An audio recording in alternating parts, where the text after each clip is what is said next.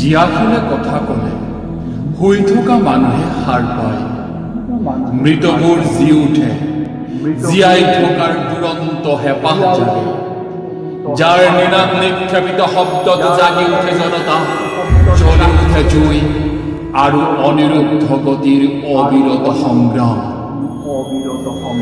সেই জুই স্ফুলিঙ্গ আমাৰ প্ৰাণে প্ৰাণে, আমাৰ কণ্ঠে কণ্ঠে, আমাৰ কলমে কবিতায়।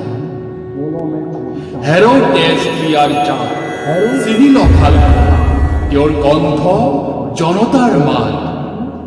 যদি শুনা পাওঁ কাৰাগাৰৰ দেৱালত জিয়াখিলৰ প্ৰতিধ্বনি, হেজাৰ কণ্ঠৰ চিঞৰত ৰাজপথ উঠিব কঁপি, ৰাজপথ উঠিব কঁপি, ৰাজপথ উঠিব কবি।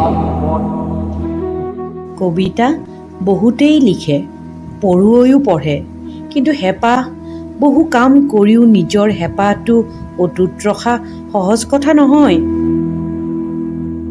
কবিতা লিখা কবি বহুতকে অসমৰ ৰাইজে চিনি পায়, কাৰণ তেখেতলোকৰ এটা পৰিচয় আছে। কিন্তু এই উঠি অহাসকলক কোনে পৰিচয় কৰাই দিব? সেইকাৰণেই আগবাঢ়ি আহিছে ৰাইজৰ মঞ্চ। সপ্তমমান শ্ৰেণীত থাকোঁতে মই কবিতা লিখিবলৈ আৰম্ভ কৰিছিলোঁ। তেতিয়া সেইটো চেমনীয়া কবিতা আছিল, পেপাৰ এখনত উঠিছিল, মোৰ ঠিক মনত নাই পেপাৰখনৰ। তাৰ পৰৱৰ্তী সময়ত মই কলেজীয়া দিনত 2006 চনতে কবিতা এটা লিখিছিলোঁ, ৱাল মেগাজিনত উঠিছিলে, আৰু তেতিয়াৰ পৰাই মোৰ আৰম্ভ হৈছে। কবিতা ভাল পাওঁ বাবে কবিতা লিখোঁ, কবিতা পঢ়ি ভাল পাওঁ, কবিতা আবৃত্তি কৰি ভাল পাওঁ, আৰু এই ভালপোৱাবোৰেই মনত প্ৰেৰণাৰ সৃষ্টি যোগায়। আৰু এই প্ৰেৰণাৰ তাগিদাত, ভালপোৱাৰ তাগিদাত মনতে গুজৰি গুমৰি থকা ভাৱনাবোৰ শব্দৰে প্ৰকাশ কৰাৰ প্ৰয়াস কৰোঁ।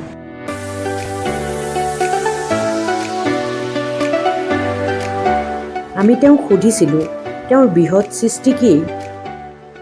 বৃহৎ বুলি কোনোটোৱেই নহয়, সকলোবিলাক কবিতাই মোৰ কাৰণে সমান, আৰু মই যেন সেই বৃহৎ সৃষ্টিৰ অন্বেষণতেই আছোঁ।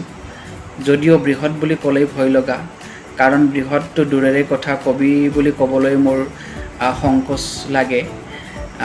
তথাপি মই সেই বৃহৎ সৃষ্টি বা শ্ৰেষ্ঠ সৃষ্টিৰ অন্বেষণত সদায় থাকিম, আৰু যিদিনাখনলৈকে মই লিখিব নোৱাৰিম সেই বৃহৎ সৃষ্টি বা শ্ৰেষ্ঠ সৃষ্টি, সেইদিনাখনলৈকে মই লিখি যাম। মনৰ কথাবোৰ প্ৰকাশ কৰিবলৈ কবিতা লিখা হয় যদিও ইয়াত আত্মসন্তুষ্টিৰ কথাটোও জড়িত হৈ থাকে। বিশেষকৈ মানুহৰ হকে কবিতা লিখা হয়। বহুত বেছি একো নহ'লেও মানুহে যাতে অকণমান হ'লেও চিন্তাৰ খৰক পাব পাৰে, তাৰ প্ৰতি লক্ষ্য ৰাখিয়ে শৈল্পিক শব্দ ব্যৱহাৰ কৰি কবিতা লিখা হয়। মাজনিশা কোনে মৰিশালী জুৰি চিঞৰি উঠে, কল্লোল বন্ধু জীৱনৰ কল্লোল। সৰ্বানন্দ কৈবৰ্তৰ এখন কবিতা পুথি মুক্তি পালে কেইদিনমান আগতেই। খুবেই সমাদৰ পাইছে কবিতা প্ৰেমীসকলৰ মাজত।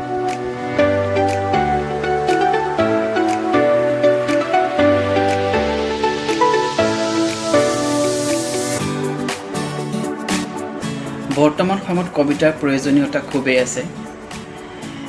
সময় সলনি হৈছে, আৰু এই সময়ৰ লগে লগে মানুহৰ কৰ্মব্যস্ততা বাঢ়ি গৈছে, আৰু এই তীব্ৰ ব্যস্ততাৰ মাজত এখন দীঘল উপন্যাস পঢ়াৰ হয়তো মানুহৰ ধৈৰ্য নাথাকিব পাৰে, কিন্তু চুটি কবিতা এটা হয়তো পঢ়িবলৈ মন যাব। আৰু কবিতাৰ যেনেদৰে আবেদন আছে, তীব্ৰ আকৰ্ষণ আছে, সেই সূত্ৰে সাম্প্ৰতিক সময়ত কবিতাৰ প্ৰয়োজনীয়তা খুবেই আছে বুলি মই ভাবোঁ। কবিতাৰে মানুহৰ মন জয় কৰিব পাৰি। কবিতাৰ এক আবেদন আছে। এটা ভাল কবিতাৰ শব্দ, সুৰ, লয়, ছন্দ আৰু সৌন্দৰ্যই মানুহৰ মন সহজেই পুলকিত কৰিব পাৰে।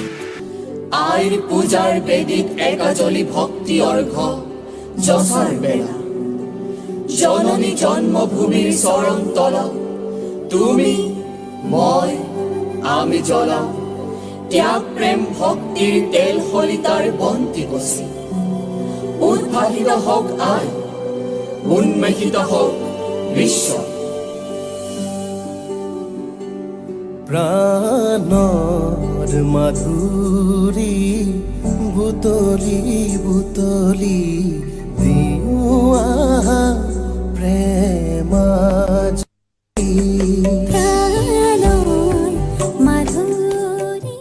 পিছল খালে খামুচিবা গীতটি মনত আছে নিশ্চয়। সৰ্বানন্দ কৰ্বত্যই বাৰু কেতিয়াবা কবিতা লিখি কোনোবা ৰমণীৰ প্ৰেমত পৰিছে নেকি? সেয়া মই ক'ব নোৱাৰিম, কাৰণ মই নজনাকৈ যদি কোনো ৰমণীৰ মন জয় হৈছেও সেয়া মই এতিয়াই তেনেকৈ জানিবলৈ সুবিধা বা সুযোগ পোৱা নাই।